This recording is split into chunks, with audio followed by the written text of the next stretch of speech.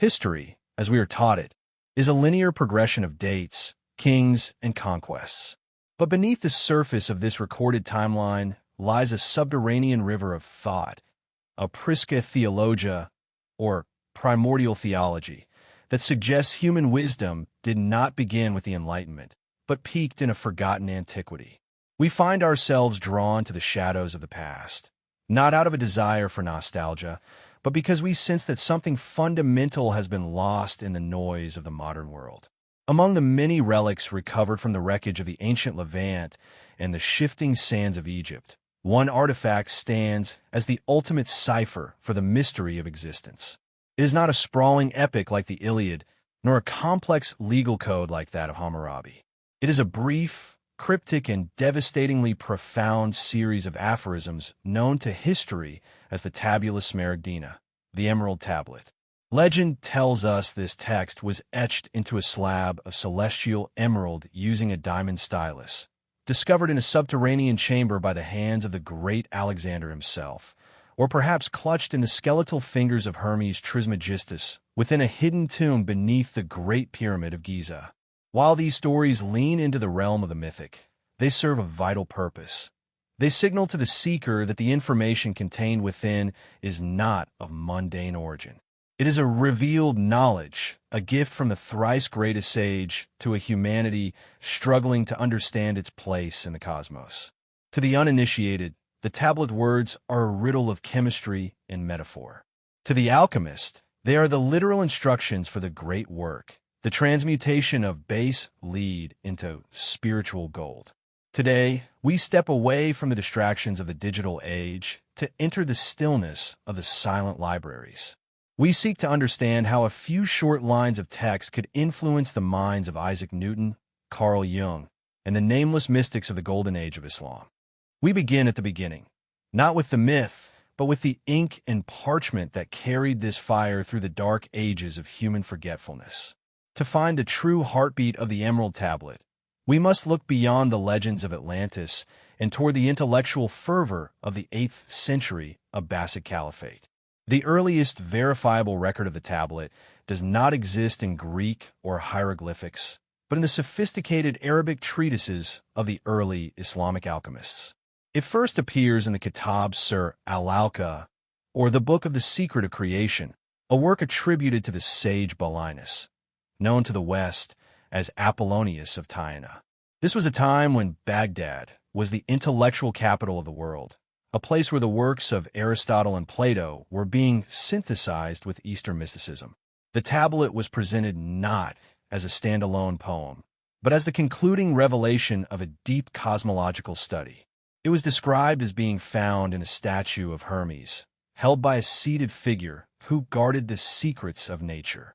When we analyze the linguistics of these early Arabic manuscripts, we find a bridge between the dying embers of Neoplatonism and the birth of experimental chemistry. By the 12th century, the cultural tides shifted. As the Crusades and trade routes opened the veins of Europe to the wisdom of the East, a scholar named Hugo of Suntia translated the Arabic text into Latin. This was the moment the Emerald Tablet truly ignited the Western mind. It arrived at a time when the medieval world was locked in a rigid, feudal hierarchy, offering a glimpse of a universe that was fluid, interconnected, and capable of transformation. The Latin translation, beginning with the words verum, sine mendatio, certum et verissimum, established a tone of absolute authority. True, without falsehood, certain and most true. This was not a suggestion. It was a declaration of universal law. For centuries, this text was whispered in the laboratories of Prague and the cloisters of Paris. It was transcribed by hand into the margins of Bibles and hidden in the back of medical journals. It survived the Inquisition and the rise of secularism because its truth was too resilient to burn. The manuscript history of the tablet proves that wisdom is like water. It finds the path of least resistance, flowing from culture to culture, changing its language but never its essence, waiting for a mind capable of containing its pressure. When we subject the Emerald Tablet to the rigorous lens of scholarship, we find a structure that is almost mathematical in its precision. The core of its philosophy is captured in the second verse, a phrase that has become the foundational mantra of all Western esotericism. Quod est superius est sicut, quod est inferius. That which is above is like that which is below. This is the doctrine of the correspondence. To the modern scholar, this represents a radical rejection of the idea that the universe is a collection of fragmented, accidental parts. Instead, the tablet proposes a holographic reality. It suggests that the laws governing the motion of the planets are identical to the laws governing the circulation of the blood and the movement of the human soul. This macrocosm-microcosm relationship was the precursor to what we might today call a unified field theory.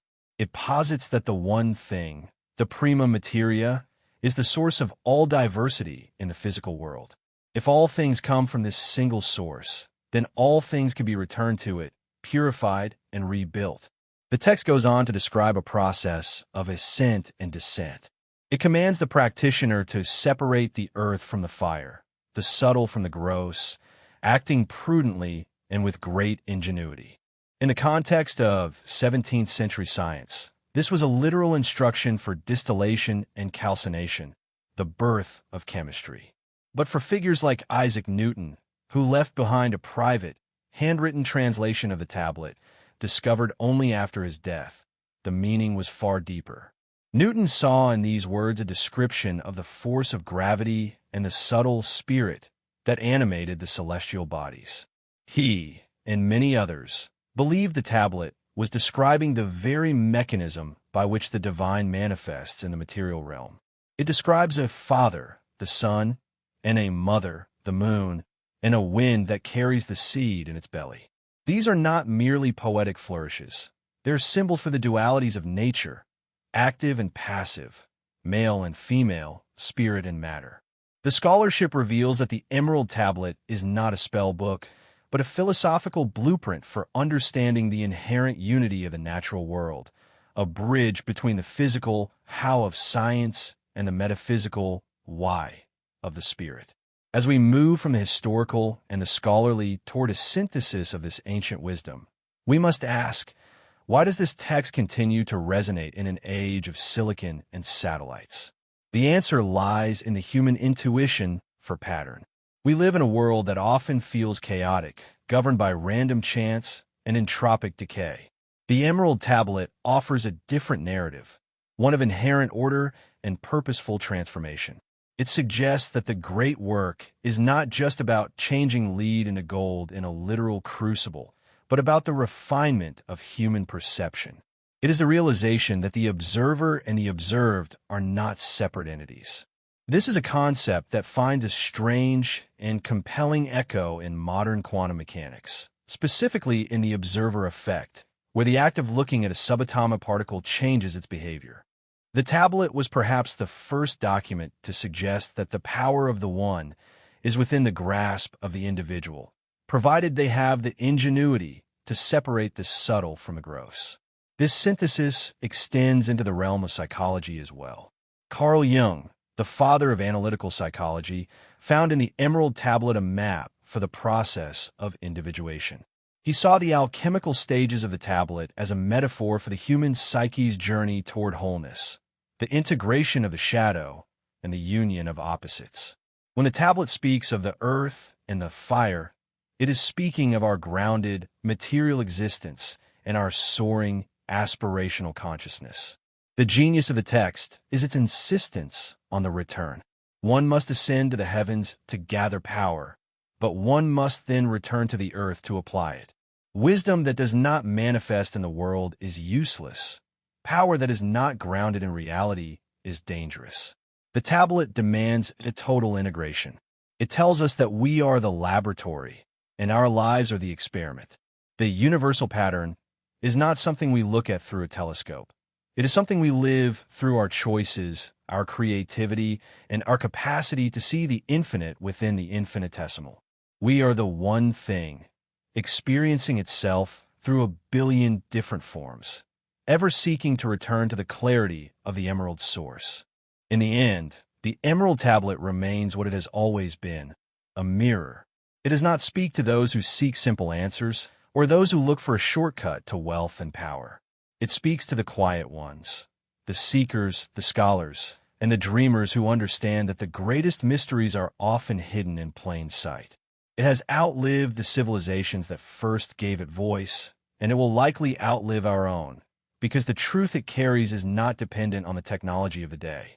As we close the heavy doors of the silent libraries and return to the hum of the modern world, we carry with us a different kind of sight.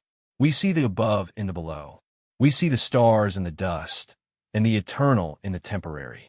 The legend says the tablet was found in a dark vault, but perhaps the vault is simply the human mind, waiting to be illuminated by a spark of recognition.